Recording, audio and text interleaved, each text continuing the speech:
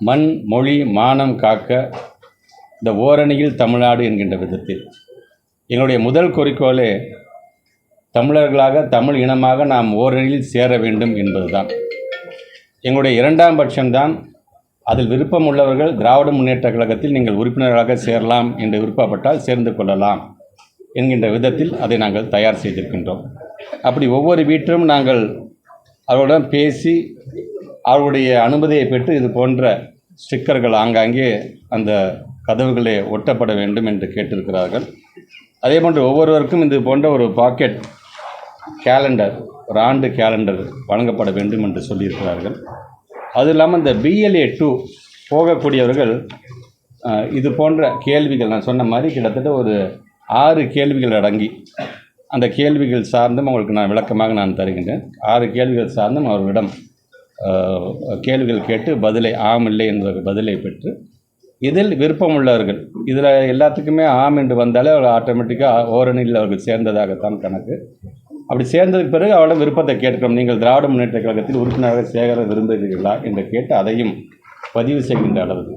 சரி, எதற்காக இந்த ஓரணியில் தமிழ்நாடு என்கின்ற இந்த கேள்வி இதற்கான காரணம் எழுந்தது என்று சொல்லும் பொழுது, இன்றைக்கு ஒன்றிய அரசாங்கத்தின் மூலமாக ஒன்றிய அரசாங்கம் முதலில் பொறுப்பேற்ற பிறகு நாம் பட்ட பாதிப்பை காட்டிலும் அந்த ஒன்றிய அரசாங்கத்திற்கு ஒத்திசைவோடு இங்கே இருக்கின்ற ஒரு சில கட்சிகள் அவரோடு கூட்டணி அமைக்கும் பொழுது அதற்கு பின்பு ஏற்படக்கூடிய பாதிப்பு என்னவாகலாம் இருக்கலாம் என்று எச்சரிக்கை விடுகின்ற விதமாகத்தான் இந்த ஓரணியில் நாம் திரள வேண்டும், விழிப்புணர்வை மக்களிடம் கொண்டு செல்ல வேண்டும் என்று நாங்கள் ஆசைப்படுகிறோம்.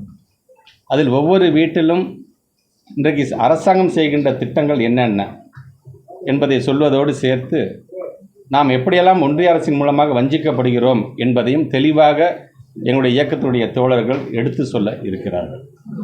குறிப்பாக இன்றைக்கு ஒவ்வொரு மாநிலத்திலையும் ஒன்றியத்தை ஆளக்கூடிய பாரதிய ஜனதா என்பது அவருடைய பரிசோதனை கூடங்களாக, ஒரு பாசிஸ்டர்களுடைய பரிசோதனை கூடங்களாக மாற்றுகின்ற அந்த செயலை அவர்கள் செய்து கொண்டிருக்கின்றார்கள்.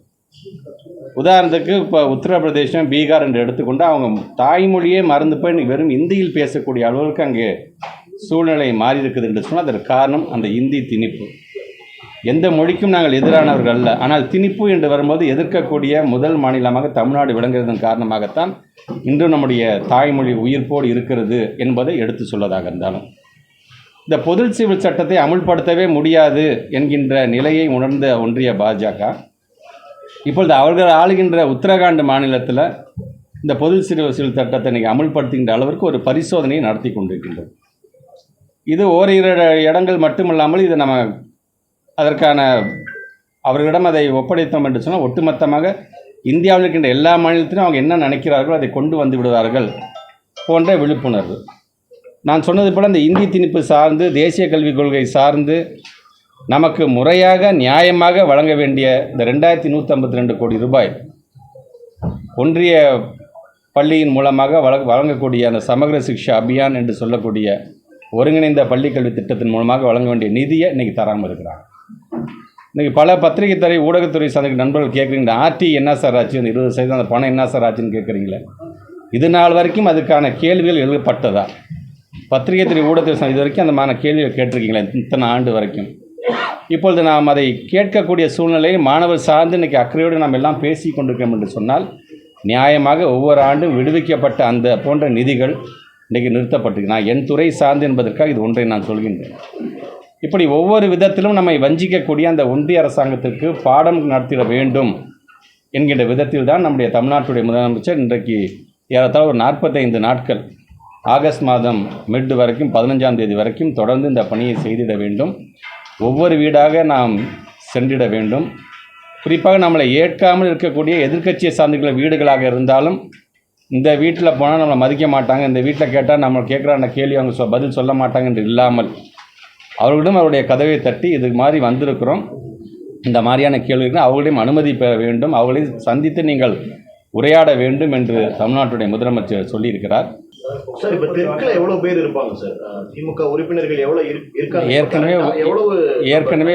ஏற்கனவே ஒரு லாஸ்ட் இயர் பார்த்தீங்கன்னா எங்களுக்கு வந்து ஒரு தொகுதிக்கு 50,000 பேரை சேர்க்க வேண்டும் என்று சொல்லி நம்ம ஏற்கனவே இந்த ஓஎம்ஆர் ஷீட் மூலமாக நாம் வந்து நிரப்பி கொடுத்துருக்கோம் நாங்கள்.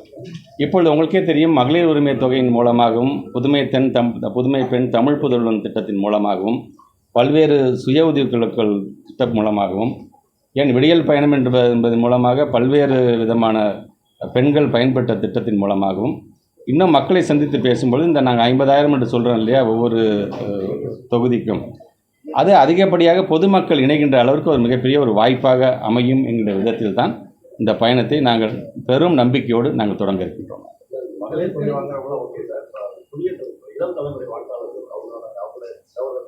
குறிப்பாக வந்து இப்போ இந்த என்னுடைய திருவம்பூர் தொகுதின்னு நீங்கள் எடுத்துக்கிட்டீங்கன்னா ஒரு 18லேருந்து 25 வயது வரைக்கும் இருக்கக்கூடிய இளைய சமுதாயம் மட்டும் பார்த்திங்கன்னா ஒரு 56,000 பேர் இருக்கிறாங்க இப்போ. ஸோ அவர்களுக்கு இன்றைக்கி கூட மாண்புமிகு தமிழ்நாட்டு முதலமைச்சர் நடத்தி கொண்டிருக்கிறாரு நான் முதல்வன் அப்படிங்கிற ஒரு திட்டத்தின் மூலமாக ஒரு மிகப்பெரிய ஒரு பாராட்டு விழா. அரசு பள்ளியை சார்ந்திருக்கின்ற பிள்ளைகள், ஏன் நம்மளுடைய ஊரை சார்ந்திருக்கின்ற ஒரு பெண் கூட, ராகினிங்கிற ஒரு பெண்ணு கூட கிளாட்டில் முடிச்சுட்டு இன்றைக்கி வந்து நாக்பூரில் தேசிய சட்டக்கல்லூரியில் போய் சேர்ந்துருக்கிறாங்க. இன்றைக்கு அரசாங்கம் கொண்டு வருகின்ற இளைய சமுதாயம் குறிப்பாக பள்ளி கல்லூரி அதே போன்று தொழில் என்று வரும்போது நாங்கள் என்னென்னலாம் செய்கிறோம் அப்படிங்கிறதை நாங்கள் எடுத்து சொல்லி அதன் மூலமாக, ஏன்னா முத்தமிழ் கலைஞர் தான் அடிக்கடி சொல்வார், உண்மை தெரிந்தவங்களுக்கு பின்னாடி 5 பேர் போக தான் போகிறாங்க, உண்மை தெரியாமல் பேசுபவர் பின்னாடி ஒரு 5 பேர் போக தான் போகிறார்கள். ஆக உண்மை தெரிந்தவர்கள் யார், உண்மை அறியாமல் பேசக்கூடியவர்கள் யார் என்பதை தெரிந்து கொள்கின்ற அளவிற்கு அவர்களிடம் பக்குவமாக இன்றைக்கி இருக்கிற பிள்ளைங்களுக்கு இன்றைக்கி இருக்கிற ட்ரெண்டுக்கு இயல்பாக பேசி அவர்களும் எங்கள் பக்கம் இழுப்பதற்கான எல்லா முயற்சியும் நான் செய்கிறேன். செய்திகளை உடனுக்குடன் தெரிந்து கொள்ள கீழ்கண்ட கேபிள் மற்றும் டிடிஹெச் நெட்வொர்க்குகளில் எம்நாடு செய்தி தொலைக்காட்சியை காணுங்கள். பாதகம் செய்பவரை கண்டால் நாம் பயம் கொள்ளலாகாது பாப்பா. மோதி மிதித்து விடு பாப்பா, அவர் முகத்தில் உமிழ்ந்து விடு பாப்பா. அண்மை செய்திகளை உடனுக்குடன் தெரிந்து கொள்ள இணைந்திருங்கள் எம்நாடு தொலைக்காட்சியுடன்.